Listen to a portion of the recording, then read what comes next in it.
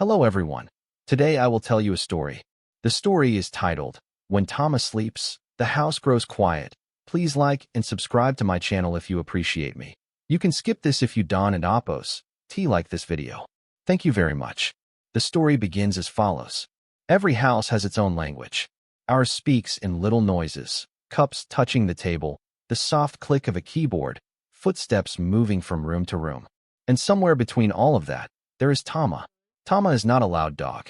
He doesn't bark at passing motorbikes or announce visitors with dramatic enthusiasm. His presence is quieter, gentler. Most days, he follows me around like a soft shadow, his nails tapping lightly on the floor, his tail brushing against chair legs as if apologizing for existing. In the mornings, Tama wakes up before I do. I know this not because he makes noise, but because the air in the room changes. There is a sense of watchfulness, of eyes open and waiting. Sometimes I open my eyes to find him sitting beside the bed, not staring, not demanding, just there, as if to say, I'm ready when you are. The house at that hour is half awake. Light slips through the curtains like a careful guest. The clock ticks louder than it should. Tama stretches, slow and serious, as if stretching is an important job that must be done correctly.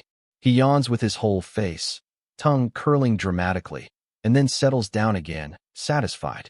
But the moment Tama falls asleep, something else happens. The house changes. It's not obvious at first. There is no sudden silence, no dramatic pause.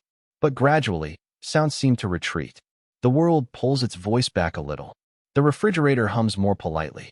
The street outside feels farther away. Even my thoughts slow down, like they don't want to wake him. Tama curls into himself when he sleeps. His nose disappears beneath his tail.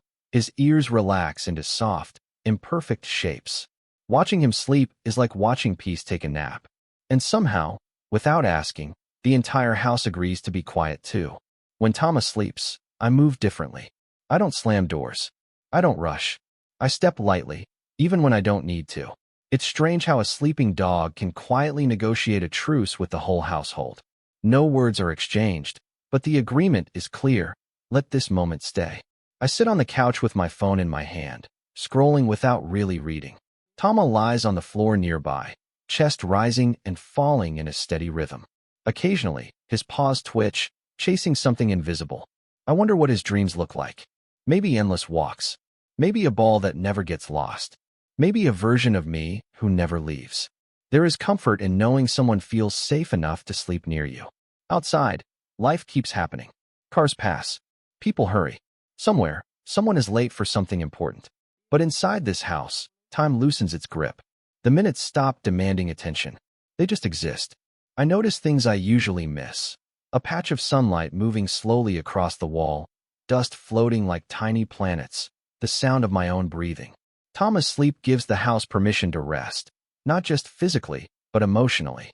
Sometimes I realize how rare this feeling is. We are always alert, always reacting. Phones buzz. Thoughts pile up. Responsibilities tap on our shoulders like impatient fingers. But Tama doesn't care about any of that. He sleeps without guilt. He rests without explanation. And by doing so, he teaches the house how to be quiet without being empty. When Tama snores, just a little, barely noticeable, I smile. It's not noise. It's proof that he is comfortable, that he trusts this place, and me, enough to let his guard down completely. In those moments, I understand something simple and important. Peace doesn't arrive loudly.